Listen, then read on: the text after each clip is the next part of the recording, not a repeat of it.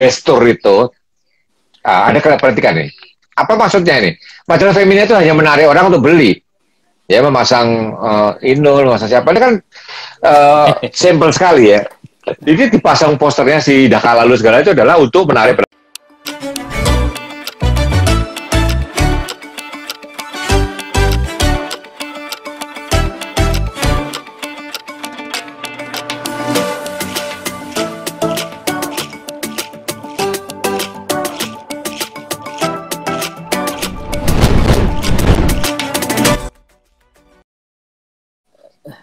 Kapan main ke Nepal lagi nih? Insya Allah, Sun.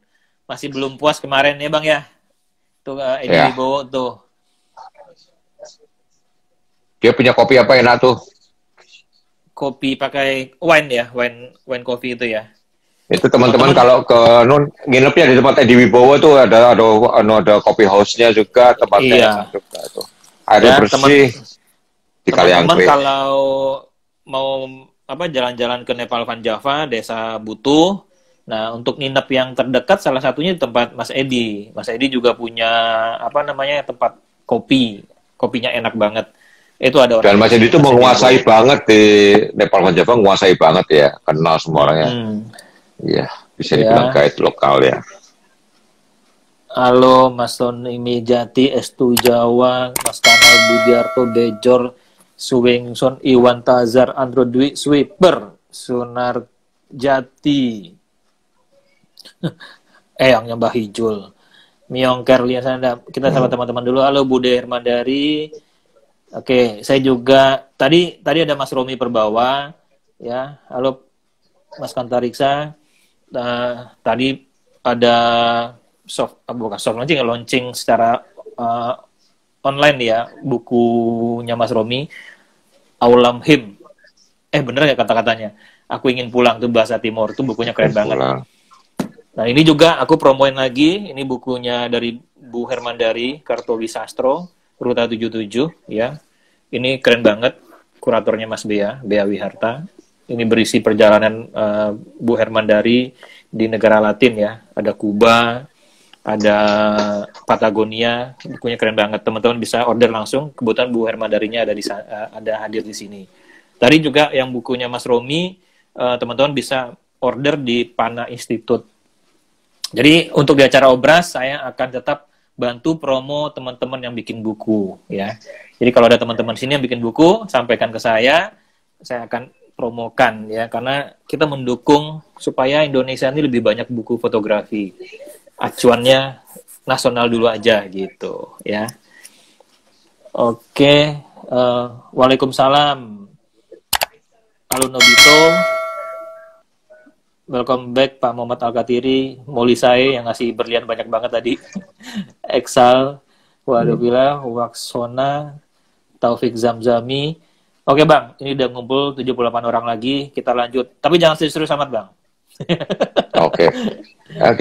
Teman-teman yang mau nanya silakan ya, nanti terlewatkan lagi nanti ya. Oke. Kebetulan saya tinggal ini saya coba dikit ya. Kadang-kadang kita motret model ya. Ini contoh ya. Ini majalah Femina ya. Ini Lulu Tobing, zaman jadul ya. Lulu Tobing masih muda. Wah, ini Anissa Pohan. Anissa Pohan nih, mantunya Pak SBY ya, waktu masih gadis ya. Idolaku tuh ini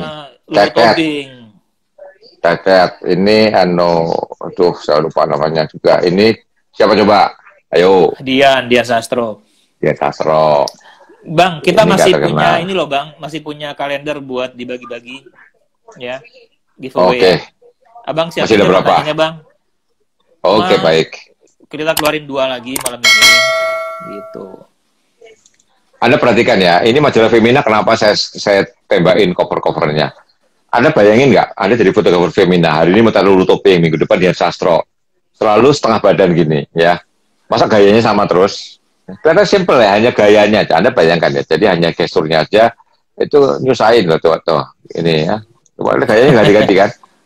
Anda harus punya template, contoh-contoh gaya, kalau nggak ada pusing. Nggak bisa sekedarnya ya, nggak bisa sekedarnya.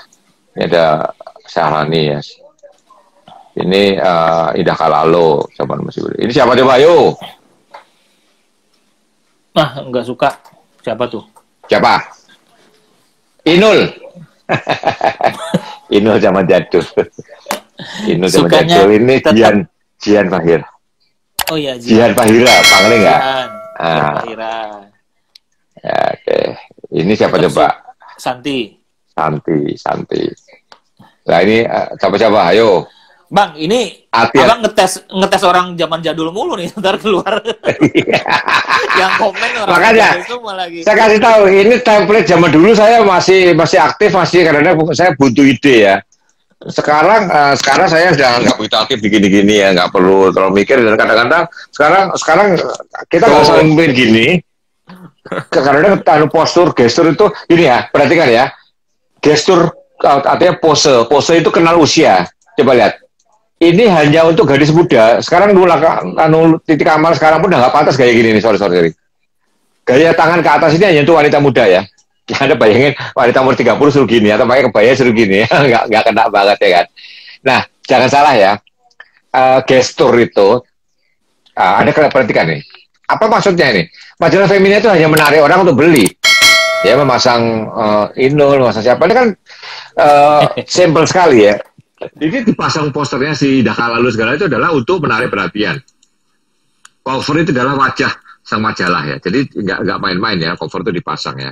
Itu adalah untuk menarik. Nah, kalau Anda bingung, sekarang kita nggak perlu. Dulu saya ngumpulin majalah, saya potret, saya masukin. Karena saya fotokopi, saya masuk dalam satu map gitu ya. Ini saya scan ini semua dulu, waktu ada scanner juga ya. Nah, perhatikan sekarang ada namanya apps ini. Anda bisa pakai apps ini nih. Perhatikan ya, kebaca nggak tuh? Kebaca nggak? Makanya jangan pakai tripod. Nah, itu ya. Jadi ada di iOS maupun di Android. Anda masuk ke Play Store atau App Store, ketik posing guide. Jadi penuju untuk pose ya. Ada yang gratis, ada yang 5.000, ada 10.000, ada 100.000 ya. Makin mahal pasti makin komplit. Jadi Anda bisa milih gayanya gaya apa? Gaya sporty, gaya klasik, lalu setengah badan, kepala doang, atau tidak perawat badan, atau full body, duduk atau berbalik. Ada semua pilihannya. Jadi ini software-softwarenya ya. Anda nggak usah ngapalin yang ada di layar ini, tetapi Anda ketik posing guide atau foto poses, pose berfoto ya, itu Anda bisa milih di situ ya. Ini saya kasih contoh. Ini contoh ya, ini dah. Tuh nih, ini tripodnya nggak bisa maju lagi nih, kakinya lebar banget, nggak bisa masuk meja saya. Ya, gitulah. Pokoknya ini contoh ya, ini contoh untuk motret udah kayak gini. Kata simple gitu doang. Tapi kalau Anda nggak punya contoh, Anda juga kebingungan. Anda sebelum motret, Anda mungkin tahu besok saya mau motret seorang pria untuk majalah konstruksi gitu ya. Seorang insinyur, nah, gayanya gimana seorang insinyur? Anda bisa milih dulu supaya besok waktu mau motretan Anda bisa mengarahkan gaya dengan enak, itu. Iya. Nah sekarang gini, Anda dapat dibayar job untuk motret rapat kerja PT Freeport, gitu. Anda dapat job untuk motret pergantian direktur PT apa? Nah, Anda ini meeting ya, untuk meeting aja Anda bisa googling di Google meeting photos. Ini contoh meeting pertama ya, kelihatan kan? Kelihatan nggak, Oi? Ya kelihatan, cuman ketutup sama tulisan lah. Loh. Meetingnya keren kan? Meetingnya keren. Nah, meeting keren itu hanya bisa jadi keren kalau tempatnya keren atau arah cahayanya bener. Jadi ingat ya, kalau Anda mau dapat job lebih keren, sebuah foto itu tidak semua karya fotografer. Karya yang punya acara juga. Kalau yang punya acaranya nggak ngerti fotografi, marah menghadap meetingnya ada salah, backgroundnya salah, ya fotonya nggak bisa bagus. Ingat ya, foto itu bukan cuma kerja fotografer, kerja juga yang punya acara diri harus menata ruangannya supaya bagus. Setuju. Anda bisa googling, Anda bisa saran sama pemilik acara, Pak, jual itu kita kalau itu nanti yang ngomong di sana aja supaya fotonya gini. Nah, itu yang benar seperti itu. Jangan merasa kok gitu ya, asal Anda tahu semua orang profesional itu seperti itu gitu loh. Jadi faktanya seperti itu. Kita terlibat untuk merancang supaya di fotonya bagus. Kalau perlu kadang-kadang Anda pilih orang-orang yang fotogenik. Mbak, nanti pas Mbak nanya ya. Tolong Mbak nanya aja apa aja. Angkat tangan, ntar saya potret, jadi ada foto orang nanya. Nah, posisi Mbaknya yang bagus. Yang nanya orang deretan depan terus fotonya jelek. Ngerti nggak? Itu kira-kira seperti itu. Asal Anda tahu, acara-acara Pak Harto dulu di Sana Merdeka, di Sana Negara, itu Pak Harto dikelilingin orang yang Mbak cangkir semua itu. Yang lilingin kenapa variatif? Dipilih sama Pas Pampres. Karena dia ngambilnya fotografer juga supaya di fotonya bagus gitu. Terus arah berdirinya juga kita atur-atur. Ibu itu kiri dikit, ibu kanan dikit baru kita foto ya. Itu ingat ya, foto-foto itu hampir semuanya pengaturan. Steve McCurry itu foto-foto di Indianya kan, oh iya keren banget. Ternyata pengaturannya gila-gilaan kan. Keretanya udah nggak Luar ada, biasa. karena 2000 sih. Kopernya. Jadi Anda jangan apa ya, jangan minder ya. Jangan Bukan polos. polos sih Kalau ya. kalau pro itu bagus-bagus karena pengaturannya bagus, karena persiapannya bagus, persiapannya bagus, olah digitalnya bagus. Jadi nggak usah minder lah. Jangan kita harus semua original ya, silakan aja. Idealisme itu hanya ada waktu kita berlatih. Setelah kita profesional itu yang ada adalah gimana cepat dapat duit. Ya, itu jangan salah ya. Idealisme profesional sama idealisme masih hobi itu beda sekali. Kalau hobi menikmati proses. Kalau udah jadi profesional itu gimana dia dapat duit. Tidak kriminal dan tidak nyusahin orang, itu aja kuncinya ya. Setuju. Jadi hobi menikmati proses. Kalau udah profesional bagaimana kita itu urusannya Dapat dari duit. ekonomi ya Bang ya. Dapat duit. Ekonomi ya. Kalau jadi profesional Anda masih hidup ala hobi terus ya siap-siap tersisih gitu loh, karena lawan Anda tidak begitu gitu loh. Dan realitas dunia tidak seperti itu. Oke, ini contoh meeting ini duduk di meja ini bagus banget. Hanya bisa kalau ya seperti itu kondisinya kan. Kalau ruangnya tidak memungkinkan ya nggak bisa seperti ini. Mejanya katakanlah meja plastik ya didudukin jebol itu kan. Kira-kira gitu. Jangan sampai meetingnya pakai meja-meja kayak meja-meja kafe itu didudukin nggak bisa ya. Ini juga nih. Teman-teman kalau ada yang mau tanya silakan ya. Nggak harus berkaitan dengan fotografi industri juga nggak apa-apa loh. Jangan terlalu serius. Iya, Ini bukan kuliah 4 SKS, apalagi 5 SKS. Ini ngobrol santai ya. Ngobrol santai ya. Saya bukan pemegang kebenaran ya. Saya menceritakan yang saya rasakan. Anda percaya syukur, nggak percaya juga nggak apa-apa. Anda tetap, tapi saya nggak mau lah. Saya mau ide semua saya pikirkan diri ya, silahkan. Dan sampai sekarang saya nggak pernah dengar fotografer itu namanya muncul. Itu kira-kira 10 tahun yang lalu saya pernah diskusi itu. Siapa itu? Sempat masuk. Nah, nggak usah, orangnya udah hilang. Ya, gini. Bang Bapau ya? Bang Bapau udah lewat jam 7 tadi. Jam 7 tadi pas buka puasa. Habis buka puasa, menjelang udah makan takjil, gak lama udah dia lewat. Pantesan aman, sinyal bagus. Sinyal bagus nih, pantesan aman. Iya. Aman, nggak ada Bapau. Oke, dah nih contoh-contoh ya template-template saya zaman jadul. Makanya ini fotonya jadul-jadul semua karena ini majalah jadul. Zaman dulu saya masih belum ada Pinterest, belum ada tuh kata si Mortanto, ya. sing komen podo wae, podo tuwone katanya. Sing komen. Iya. Jadi ini saya ceritakan rahasia saya dulu ya. Coba saya masih mengais-ngais banget dulu ya. Sekarang bukannya saya udah leha-leha ya. Cuma sekarang saya udah udah nggak terlalu ngoyo lah. Biar kesempatan yang fotografer muda yang dapat, saya ngejar-ngejar job besar udah males. Sama udah buat apa juga. Males. Saya pernah diajak ngesup ya seorang fotografer. Udah motor bareng. Tapi itu udah 2 tahun yang lalu ya. 2 tahun lalu pun saya udah agak males-malesan. Enggak. Karena saya ngajar-ngajar aja lah. Bagi-bagi ilmu. Ya. Berasa lihat bapak-bapak reunian. Sial, gue belum bapak-bapak ya Bang ya. Oke, sekarang kita benda mati. Motret benda mati. Ini rambut putih bukan karena tua nih. Kita sampai 2145 aja ya.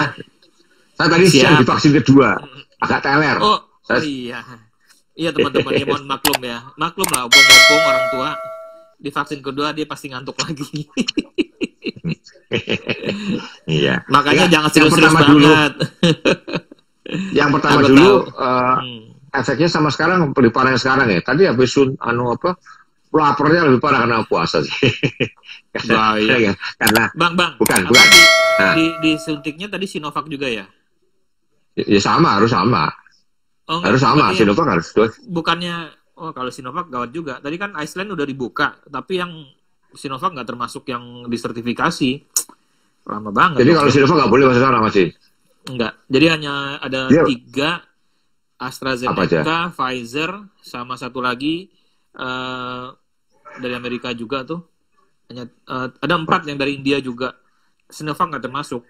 Jadi nggak tahu, kecuali dapat sertifikasi WHO. Tapi gimana mau dapat sertifikasi WHO, tingkat itunya rendah? Sedih deh. Tingkat itu apa? Tingkat efektivitasnya itu cuma 50% katanya Sinovac. Makanya belum disertifikasi WHO. Tapi yang paling ada efeknya loh sebenarnya. Itu mungkin buat orang, kan di tesnya buat orang-orang Mongoloid, orang Asia, orang Melayu gitu kan. Kalau nggak buat orang Kaukasian mungkin beda ya kali. Soalnya ya, AstraZeneca itu kan katanya penggumpalan darah. Beberapa negara udah dilarang malah. Betul, ya nggak tahu lah kalau kita berpikir cuman hanya untuk sehatnya, sebenarnya dibikinin orang Asia lebih cocok sama badan Asia kan.